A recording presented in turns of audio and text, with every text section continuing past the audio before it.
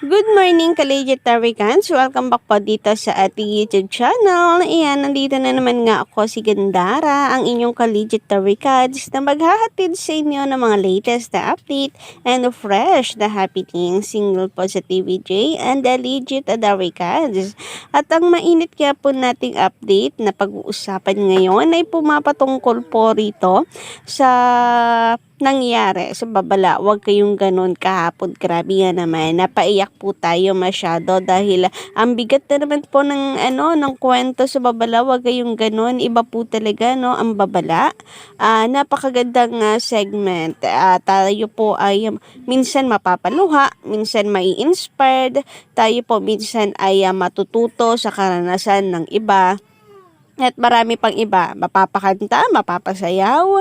Iba talaga halos araw-araw po pinag-uusapan ang babala. Huwag kayong ganun dahil napakaganda po ng content na ito.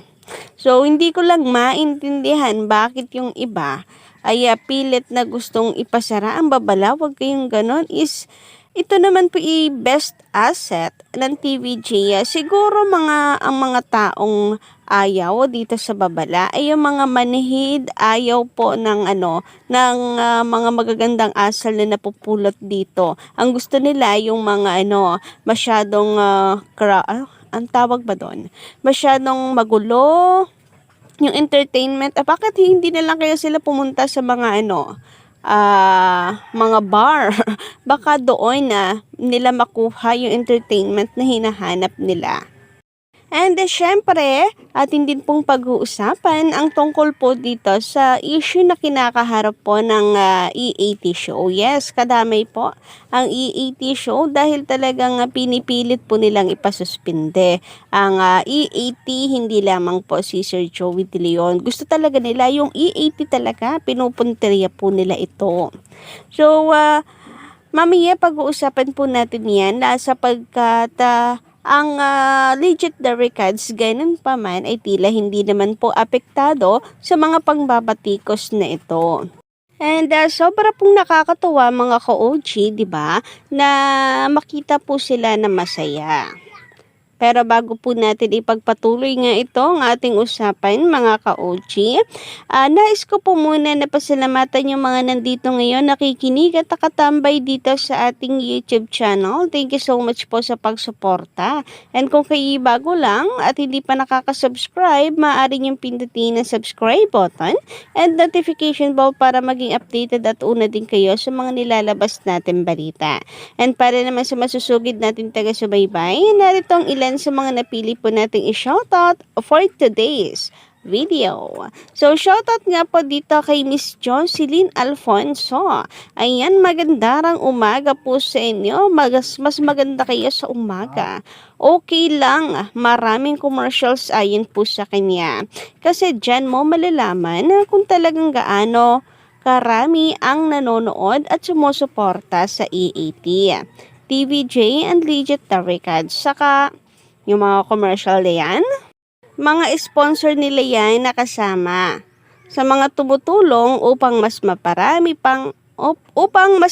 pang matulungan at maitulong sa mga tao ang EAT, TVJ and Legit Taricans. Nako, Miss Jocelyn, tama po kayo dyan. Pero hindi lang naman po ang mga sponsor ng TVJ ang kasama sa commercial. Napakarami din po ng iba pang companies na nagtitiwala na maglagay po ng TV ads sa gap po ng TVJ. Kaya naman nakakatuwa, no? Malay po ninyo yung mga nagko-commercial na yan para po sa E80 show ay mag-invest at maging advertiser and sponsor na rin ng TVJ or yung major sponsor, di ba? Nakakatuwa. At the same time, yung mga big sponsor po talaga ng TVJ ay makikita po ninyo kapag tapos ng commercial, di po ba? At meron po silang mga pinapasalamatan. So nakakatuwa na napakarami mga ka-OG. Anyway, shoutout din po and magandang umaga kina Miss Fallen Angel and Dennis Damasino. Kung hindi ako nagkakamali. Kasi user lang to Tapos wala po kayong username, Sir Dennis, pero dahil letter D yan na inyong profile, so I guess. But anyway, sabi nila rito, sana matapos na ang kaso para maibalik na sa tunay na may-ari. Lahat at managot ang dapat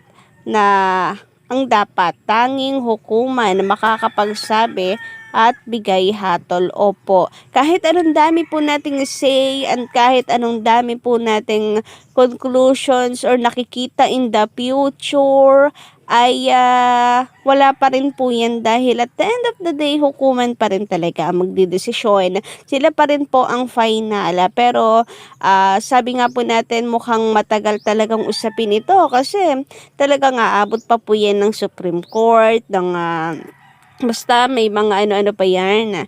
Sabi pa dito, Idol Gandara, ganda ka pa sa gabi. Grabe nga naman yun.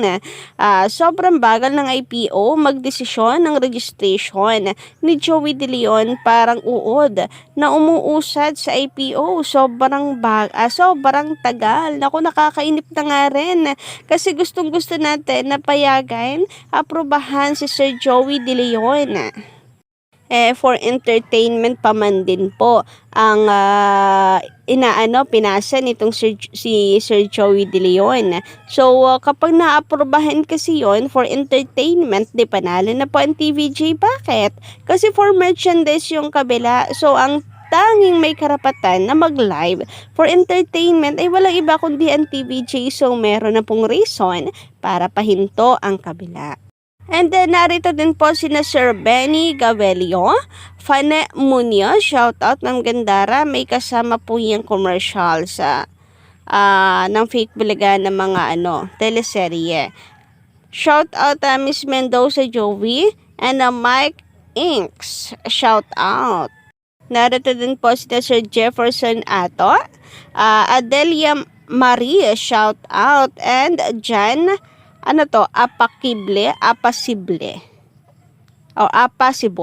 Shoutout po sa inyo, magindarang umaga. Thank you so much sa walang sawang pagsuporta po ninyo dito sa ating YouTube channel. Samantala, pag-usapan naman nga po natin ang tungkol dito sa babalawag kayong ganon na talaga ng mga hindi po maiwasan ng iba na mapatuwit dahil medyo mabigat nga raw po sa dibdib. At minsan yung iba ay parang hindi daw kayang ituloy dahil ang sakit, lalo na't yung iba ay nakaranas din ng ganitong pangyayari na mawalan sa buhay. Masakit naman po talaga and hindi ang hirap. Kung mapapansin po ninyo, nahihirapan din sila Miles na mag-interview dahil ang bigat sa dibdib. Tapos, syempre mahirap din na maka-offend. Pero dahil magagaling naman sila mga ka-OG na itawid po nila ito and successful na naman po ang babala, huwag kayong ganon. Anyway, yung mismong yung mismong EAT show, buong episode ay napakaganda and successful. And narito pa ang ilan sa mga komento ng mga netizen na kung saan parang hindi nga daw nila kaya panoorin. With the hashtag DigitalRecads EAT TV5, Main Mendoza. Samantala, sabi naman dito ni May, ang sakit naman sa dibdib ng usapan sa EAT ngayon. Ayan, isa rin po ata siya sa napaiyak. Hashtag legit the recads. Kayo po ba mga ka-legit the recads? Isa rin po ba kayo sa mga napaiyak kahapon? Napakabigat nga naman po kasi talaga. So, pa-comment na lamang po dyan sa baba guys para mapag-usapan po natin itong babalaway kayong gano'n. Samantala, hinggil naman po sa pinagdadaanan ng EAT Legit the Recads pati po ni Sir Joey De Leon ay makikita po natin at nakakatuwa na hindi naman po sila ganon ka-apektado ka-OG dahil sila nga po ay mayroong kasiyahan na kung saan ay parang reunion, nagsama-sama po sila. And meron lang pong ilan na hindi nakapunta kagaya ni Main Mendoza sapagkat si Main ay nasa ibang bansa pa din kasama po na kanyang hobby.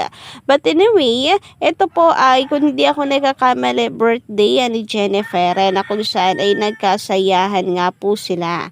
So, Napakakulit dito nila Zombie, no? Pwede na rin nga victory party ito para po sa sa success for 3 months na pag-ere po ng AAT show. Na napakarami man pong batikos na natatanggap or nagbumukhang marami kasi mga trolls lang naman po ito. Marami pa rin pong companies na nagtitiwala po sa TVJ like sa commercials and mga big sponsors. At the same time ay hindi po nila kayang patumbahin. So, pasensya na po kayo sa background natin kasi super aga ng ating pag-a-update ngayon. But anyway, sa lahat ng mga nandito ngayon, maraming salamat sa pagtambay. And don't forget to click the subscribe button and notification bell para po sa iba pang balita. So, sa sunod na update po muli.